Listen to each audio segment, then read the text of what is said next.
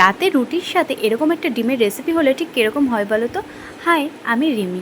আজকে ডিমের একটা খুব সুন্দর রেসিপি তোমাদের সাথে শেয়ার করব, যেটা খেতে দুর্দান্ত স্বাদের। যাই হোক, প্রথমেই আমি কড়াইতে তেল গরম করে নিয়ে তার মধ্যে দিয়ে দিলাম পেঁয়াজ কুচি।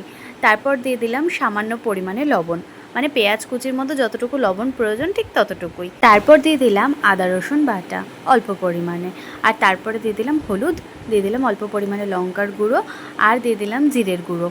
ঠিক ডিমের ঝোল বা ডিমের কারি করতে যে মশলাগুলো সাধারণত লাগে সেগুলোই দিয়ে দিলাম প্রথমে, আর দিয়ে দিলাম একটা টমেটো কুচি, আর তারপরে দিয়ে দিলাম অল্প পরিমাণে চিনি। তোমরা হয়তো ভাবছো যে আমি ডিম আগে না দেখিয়ে আমি তো আগে মশলা কষানো শুরু করে দিয়েছি।